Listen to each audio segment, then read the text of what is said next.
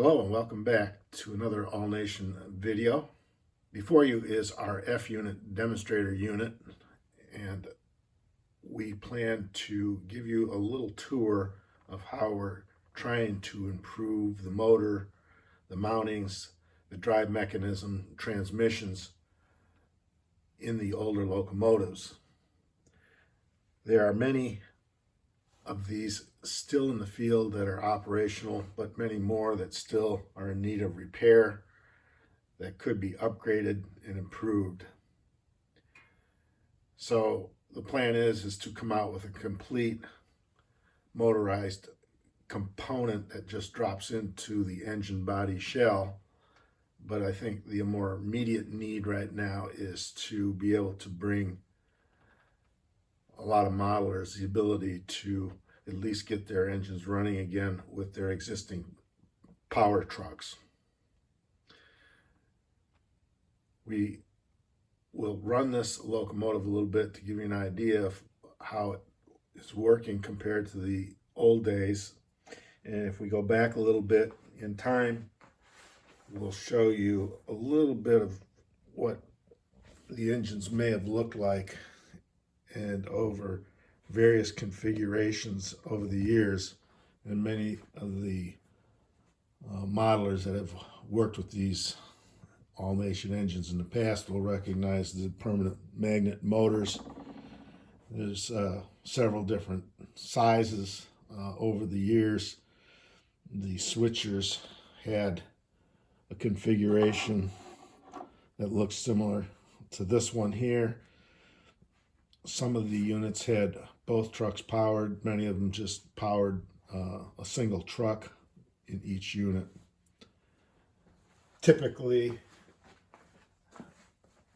a permanent magnet motor would have been mounted in a frame like I've demonstrated with this larger Pitman with the Bakelite platforms on the end.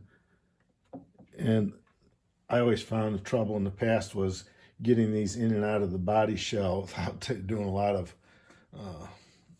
fussing around with it, or maybe even taking the body parts apart to get it out of the unit to service it. In our configuration, we're making the platform where we mount, say, a Pitman motor to the platforms, and it just drops right in without any kind of problem in terms of being too wide to fit between the sides of the fuel tanks. We will do away with such things as these frames that were used in switchers or in the F units like this. This is an old dusty frame, and I think a lot of the problems that modelers have in the field with these today, including myself, with models that I inherited from my grandfather, was they were simply worn out. This was a geared unit that wore out and was turned into a dummy truck. Or you go all of a sudden one day to run your engine and it's binding up, and either in your gearboxes that they had worms and gears, or the tower drives, and it seems like it's almost impossible to remediate the problem or fix it. So our approach today is to basically provide a platform, and we'll take this engine off the track to get a closer look. A platform where the motor mounts, and we have in this one, in our demo unit, a 10-degree angle on the motor so that there's less stress on universal joints.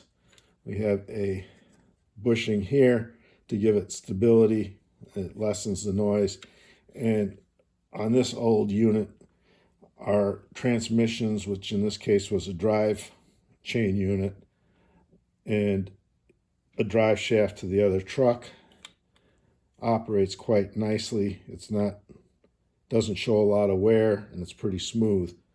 So I didn't really have to do anything to the trucks or the existing drive mechanism, but I know over the years there was different configurations. You might have had a unit that was put out with a tube or a plastic shaft with split ends that would have probably connected to a motor that had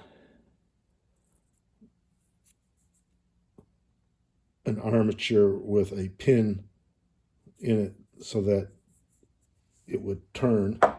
And here's another motor with a similar situation. I don't know if you can see that.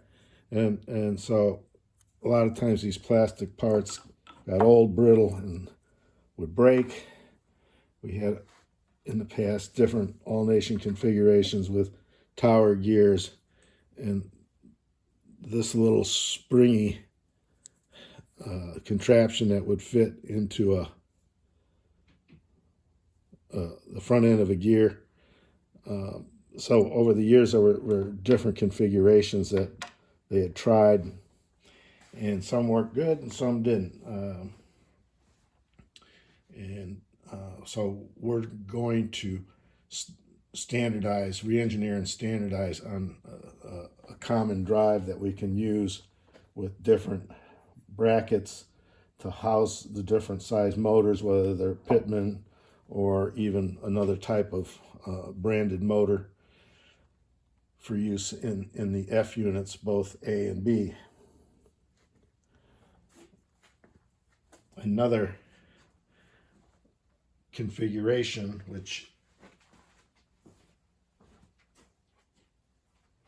I have started for a B unit, which is pretty much the same as the A unit, starts out with a two-piece platform, and we use some shim washers in here to adjust the length a little bit, because we have a little bit of play that we can get these to all the holes to align perfectly, and we just drop this in from the bottom.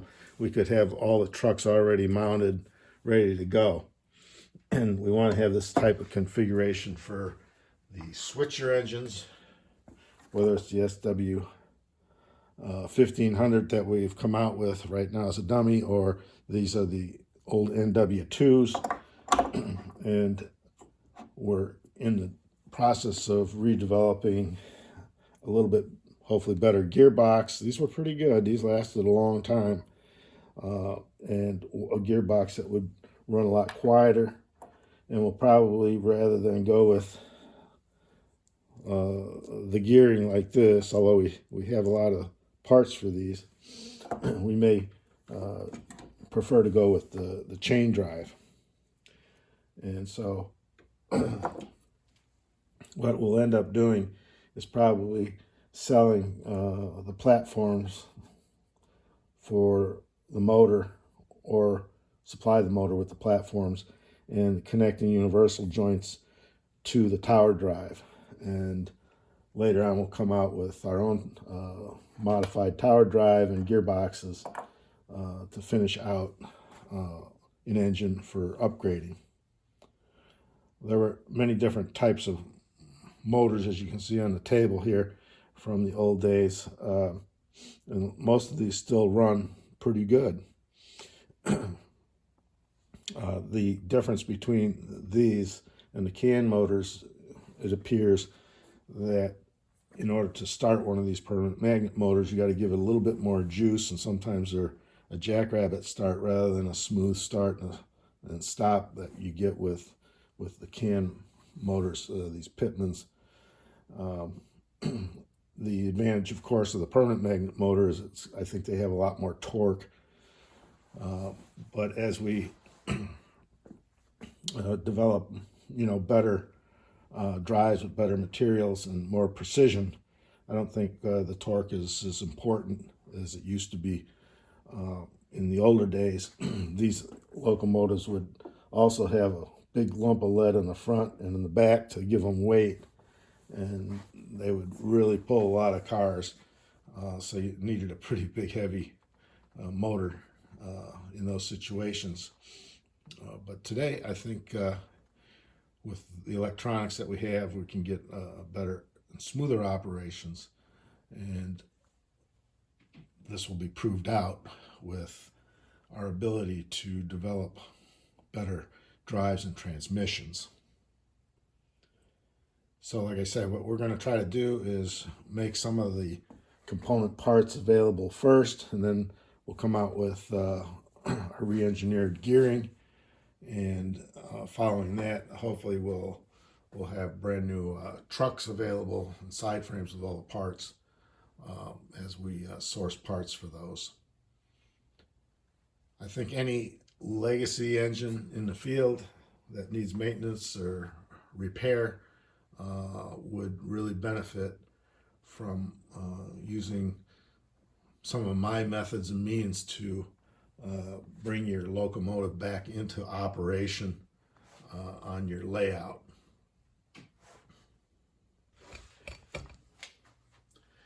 This bench work is my test track for a lot of models that I have been repairing that were my grandfather's, and also I test for any All Nations products now that we're going to come out with. So this bench work was developed with the ties directly on just simply pine boards, and it's very noisy. It acts like a sounding board, but it gives me kind of a reference as to how quiet I get a model to work, particularly the engines. They will sound quite a bit louder on this because there's no homosode or sound absorbing roadbed under it. And as it transitions from one end of the bench to the other on a ballasted roadbed right away, it's going to sound a little bit more noisy, but I can tell whether I've developed something that's a more quiet running versus something that's just grinding away down the tracks. So we'll give you a little demonstration here of how we're going to sound, and we can get pretty noisy if we really turn up.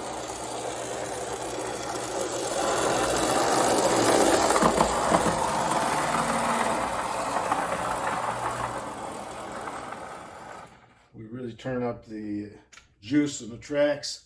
This is a 2-rail DC, picking up the current from both rails through the trucks, and it works very well. And what I'm trying to achieve is just the noise of the wheels on the tracks going across rail joints and frogs and things like that. So we'll bring it back here. In operational speed, or typical speed, it's not going to be running at full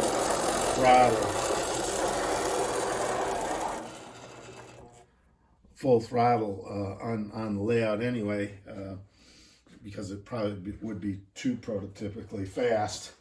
And this noise that you hear, again, this demonstrator unit is not enclosed in with a roof. We cut out the side, so it's easier to demonstrate what's going on inside the body with the motor and transmission. So I hope you enjoyed this little section of video as we continue to develop a better model. We're looking to make this easier for the modeler to assemble at an affordable price point, and most of all, having a model that's maintainable. Most of the models that have been in the field for years have been running, and it's kind of proof that some of the engineering that went into the original transmissions and gearing lasted a long time and were very reliable. So we hope to achieve the same goals moving forward.